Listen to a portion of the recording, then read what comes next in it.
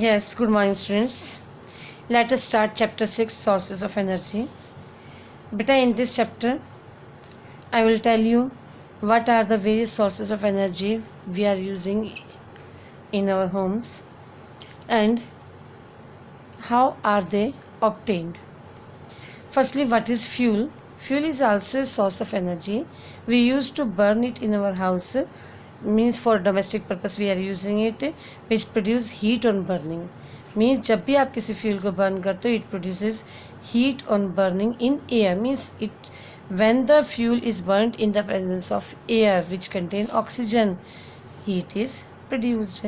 Now let us classify sources of energy into various categories. Number one, occurrence means on the basis of occurrence. Occurrence means where they are found, from where we can get them.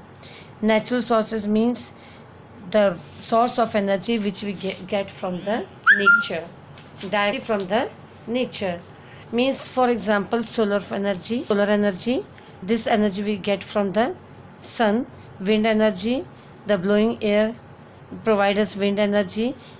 In the same way flowing water also provide us water, means energy from the water. These all are the natural resources of energy. Then comes synthetic sources. Synthetic sources means made by man. Synthetic source वो होते हैं जो इंसान के द्वारा बनाए जाते हैं. These are the sources that use man-made material. Means इसके अंदर man-made material यूज़ होता है. For example, chemical energy stored in the batteries. बेटा बनाई भले ही उन्होंने नेचर से चीज़ें लेके बनाई है, लेकिन जो इंसान के द्वारा बनाई गई है that is a synthetic source. मतलब मटेरियल इसका हमें नेचर से ही मिलेगा. ठीक है. Use in calculator and watches. आप लोगों ने देखा होगा जो केमिकल एनर्जी बैटरीज के अंदर स्टोर होती है, आपके कैलकुलेटर में सेल यूज़ होते हैं, ऐसी वॉचेस में यूज़ होते हैं. तो ये सभी सेल या सेल जो यूज़ होते हैं हमारे, वो सिंथेटिक सोर्स ऑफ एनर्जी हैं. Now on the basis of physical state, solid, liquid and gas, we have three types of fuel. Means I was telling you about the sources of energy, and here these are also called as the fuel. Means fuel is also a source of energy. Solid we get from firewood, charcoal, coal. These means solid food, solid fuel or solid source of energy are firewood, charcoal, coal.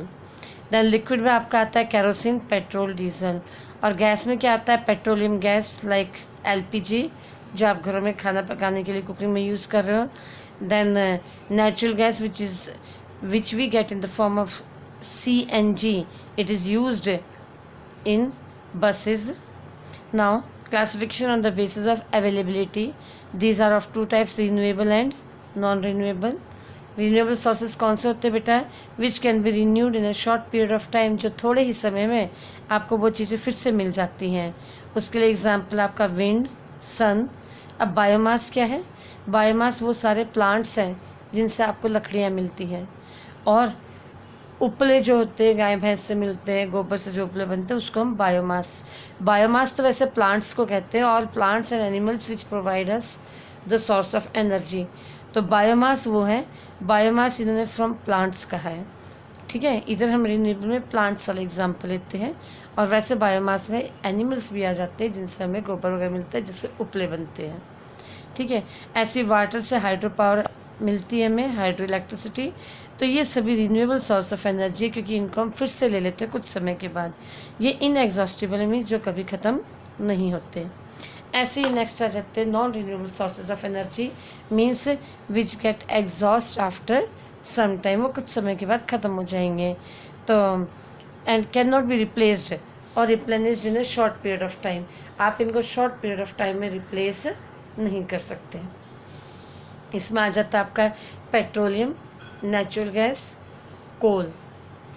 ना next topic is fossil fuels. Now what are fossil fuels? Most of our energy needs are met through non-renewable energy sources. अधिकतर हमारी energy की जो need है वो कौन पूरी करे? Non renewable source of energy से पूरी होती हैं. मीन्स जैसे पेट्रोलियम हो गया, नेचुरल गैस हो गई, कोल हो गया. अधिकतर हमारी जो रिक्वायरमेंट है इनके बिना हमारा गुजारा नहीं है। तो ये सभी हमारे पेट्रोलियम, नेचुरल गैस और कोल जो है ना, ये फॉसिल फ्यूल्स कहलाते हैं। अब इनको हम फॉसिल फ्यूल ही क्यों कहते हैं बेटा? Why they are called fossil fuels? Because they were formed over a million of years. इनको मिलियन ऑफ ईयर्स लग जाते हैं बनने के लिए, क्योंकि ये ज़मीन के नीचे under the action of heat, pressure, ठीक है, हीट और प्रेशर से बनते हैं। और हीट और प्रेशर किसके ऊपर लगता है? डेड प्लांट्स और एनिमल्स के ऊपर लगता है, जिससे ये फॉर्म होते हैं। अब इसमें सबसे पहले आपका आता है वुड को आप एज अ फ्यूल यूज़ करते हो, तो what are its harmful effect और यूज़फुल, कैसे आपके लिए बेनिफिशियल है और कैसे लिए आपके लिए हार्मफुल है। रीन्यूएबल रिसोर्स है, यूज़फुल इसलिए बेटा, फ़ायदेमंद इसलिए क्योंकि ये रीन्यूएबल नेचुरल रिसोर्स है। मीन्स शॉर्ट पीरियड के बाद आपको लकड़ी फिर से मिल जाती है। अगर आप पेड़ ना काटो, सिर्फ उसकी टहनियाँ उठा के अपने चूल्हे में यूज़ करो, तो आपके पेड़ कभी भी ख़त्म नहीं होंगे। तो इसलिए इसको हम रीन्यूएबल रिसोर्स कहते हैं। Combustion of would is the largest source of energy. Would can be use for cooking and heating. सर्दियों में आप लकड़ी जलाकर हाथ भी सेकते हो, इस पर खाना भी पकाते हो। Occasionally be used in it में occasionally be used in steam engines and steam turbine से भी इसका यूज़ हो जाता है कभी कभी। लेकिन इसके प्रोड्यूस होने से हीट तो प्रोड्यूस होती है। हाँ, it also produce other gases like CO2, CO, carbon dioxide and carbon monoxide is also produced which are undesirable, जिसकी हमें ज़रूरत नहीं होती, इरिटेटिंग एंड डेंजरस, वो हमें जलन पैदा करती हैं और हमारे लिए ख़तरनाक भी हैं। तो इसीलिए इसको हमने यूज़ में कम लेकर के आना है। वुड एज अ फ्यूल हमें कम से कम यूज़ करना चाहिए।